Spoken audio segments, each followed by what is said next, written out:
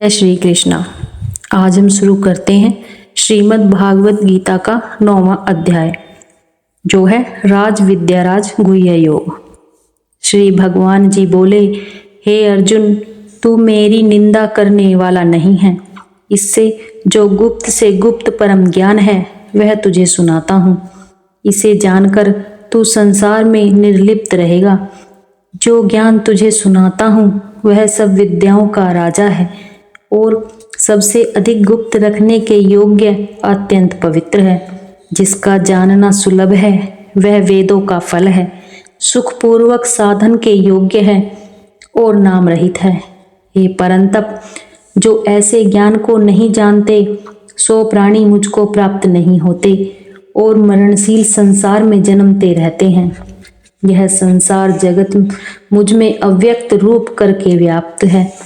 सब प्राणी मुझ में स्थित हैं और मैं उनमें स्थित नहीं हूँ। ये सब प्राणी मुझ में स्थित नहीं हैं, तो कदाचित तू यह कहे कि तुम पहले कह चुके हो कि सब प्राणी मुझ में स्थित हैं, पूर्वापर विरोध है। हे अर्जुन, सो नहीं है। तू मेरे ऐश्वर्य संबंधी योग बल को देख।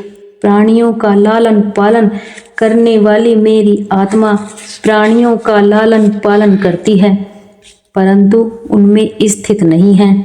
यह मेरा योग बल है। निरंतर आकाश में रहने वाला वायु बड़ा है और सब जगह विचरता रहता है, परंतु मैं किसी में लिप्त नहीं होता। हे अर्जुन, प्रलय काल में संपूर्ण प्राणी मेरी प्रकृति में लीन हो जाते हैं और उनको मैं कल्प के आदि में फिर छोड़ देता हूँ। मैं अपनी प्रकृति का आश्रय लेकर अपने कारण पराधीन इस संपूर्ण प्राणी समूह को बार बार बनाता हूँ।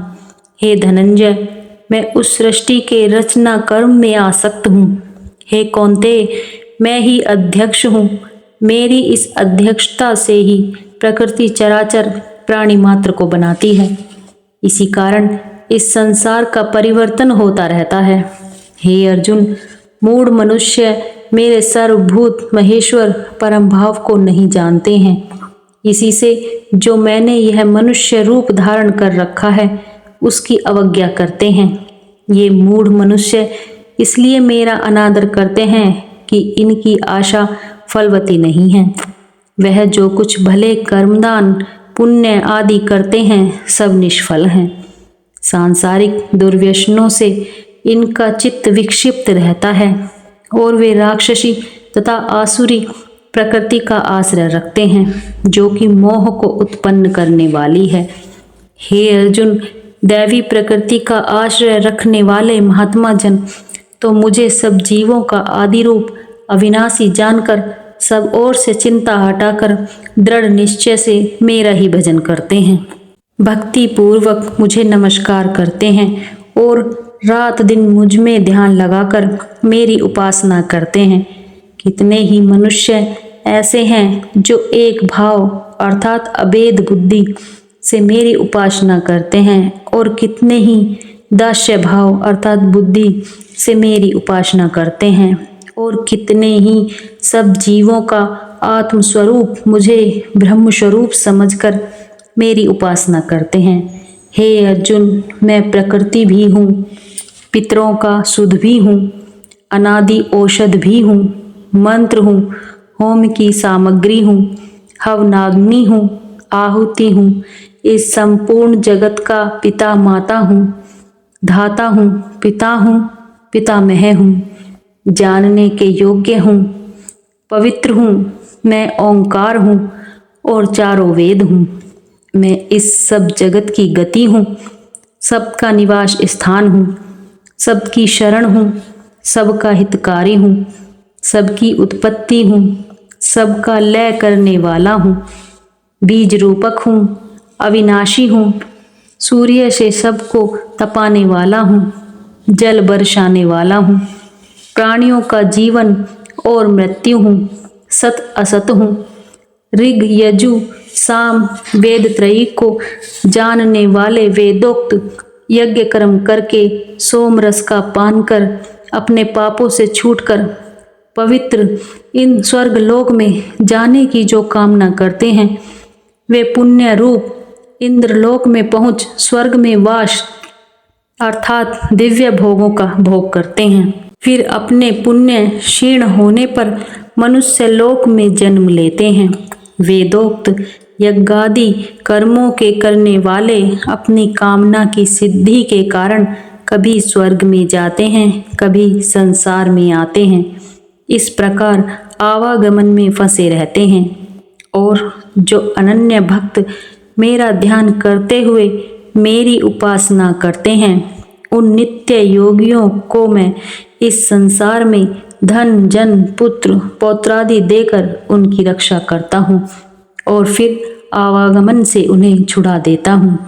हे कौन्तेय, अन्य देवताओं के भक्त वर्ग जो उनमें श्रद्धा करके उनकी उपासना करते हैं, वह मेरी विधिहीन पूजा है। इससे वे भक्त मुक्ति को नहीं पाते हैं। मैं सब यज्ञों का भोग करने वाला और सबका प्रभु हूँ। जो मुझको ऐसा प्रभु ईश्वर नहीं जानते हैं, वे आवागमन से नहीं छूटते हैं। देवताओं के पूजने वाले देवगति को प्राप्त होते हैं। पितरों के पूजक पितृलोक को जाते हैं। भूतों के पूजने वाले भूतलोक जाते हैं और मुझको पूजने वाले मेरे परमानंद स्वरूप अचल पद को पाते हैं। जो कोई भक्ति पूर्वक पत्र पुष्प फल आदि भक्ति युक्त मेरे को निवेदन करता है, उनकी दी हुई वस्तु को मैं प्रसन्नता से अंगीकार करता हूँ। कौन्तेय, जो कुछ तुम करते हो, देते हो, तपस्या करते हो, वह मुझको अर्पण करो। ऐसा करने से कर्म बंधन रूप शुभाशुभ फलों से बच जाओगे और संन्यास योग से युक्त होकर भक्ति के सहित मुझको अवश्य पाओगे। हे अर्जुन, मैं संपूर्ण प्राणियों में समान रूप हूँ। न कोई मेरा शत्रु है, न कोई मेरा मित्र है। जो मुझको भक्ति पूर्वक भजता है, वही मुझ में है और मैं उसमें हूँ। यदि कोई अत्यंत दुराचारी मनुष्य अन्य देवताओं की पूजा न करके मेरी पूजा करता है, तो वह अनन्य भक्त शीघ्र ही दुराचारी से धर्मात्मा हो जाता है और निरंतर शांत रहता है। हे पार्थ, कोई कैसा भी पापात्मा क्यों न हो, चाहे क्षत्रिय हो, वैश्य हो या शूद्र हो, यदि मेरा आश्रय ले ले तो उत्तम गति को प्राप्त होता है। और फिर पुण्यात्मा ब्राह्मण और भक्त राजर्षि, इनका तो कहना ही क्या है। इसीलिए हे अर्जुन, ओम नमो भगवते वासुदेवाय ऐसा मेरा भजन स्मरण कर। मेरा साथ ऐसा मिलेगा जैसा पानी के साथ पानी मिल जाता है।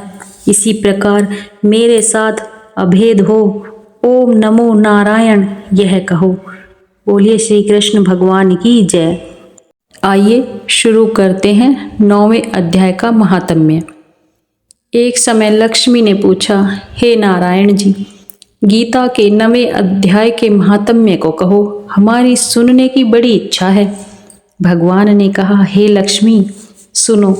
दक्षिण देश में सुशर्मा नाम का एक शूद्र रहता था। वह मांस मदिरा खाने वाला और पर स्त्रीगामी था। वह एक दिन मदिरा पान कर सोया था कि रात्रि में वह मर गया। मरने के बाद उसे प्रेत योनि मिली। तब एक वृक्ष पर रहने लगा। उसी नगर में एक भिक्षुक ब्राह्मण भी रहता था। वह दिन को भिक्षा मांग कर लाता था। उसकी स्त्री बड़ी कृपण थी, कभी किसी को कुछ न देती थी। समय पाकर ब्राह्मण ब्राह्मणी दोनों ने तन त्याग दिया और उसी वृक्ष पर ये दोनों भी पिशाच पिशाचिनी बनकर रहने लगे। बहुत दिन बाद पिशाचिनी ने कहा, हे पिशाच, तुझे कुछ पिछले जन्म की भी खबर है? तब पिशाच ने कहा, मैं पहले जन्म में ब्राह्मण था। पिशाचिनी ने कहा, तुमने कौन सा ऐसा कर्म किया था जिससे पहले जन्म की बात याद है? पिशाच ने कहा, मैंने एक ब्राह्मण के मुख से अध्यात्म ज्ञान को सुना है, जिससे अपने पूर्व जन्म को जानता हूँ। पिशाचिनी ने कहा, वह ब्राह्मण कौन था? अध्यात्म कौन धर्म है? पिशाच ने कहा, मैंने कोई शुभ कार्य नहीं किया है, केवल गीता के एक श्लोक को सुना है जो श्री कृष्ण जी ने अर्जुन को सुनाया था। ऐसा कह वह श्लोक अर्थ सहित पिशाचिनी को सुनाने लगा। बस श्लोक को सुनते ही एक और प्रेत उस वृक्ष से उतर पड़ा और कहा कि जो बातें तुम आपस में करते हो वे मुझसे भी कहो। ब्राह्मण पिशाच ने वह श्लोक उस प्रेत को भी सुनाया। उससे तीनों प्रेतों की योनि छूट गई और विमान में बैठकर विष्णु लोक को गए। यही गीता के 9वें अध्याय का महात्म्य है। जो इस महात्म्य को भक्ति पूर्वक सुनते हैं वे सदा वैकुंठ में निवास करते हैं। इति श्री पद्म पुराणे सतीश्वर संवादे उत्तराखंडे गीता महात्म्य नाम 9वां अध्याय समाप्त। बोलिए श्री हरि विष्णु की जय।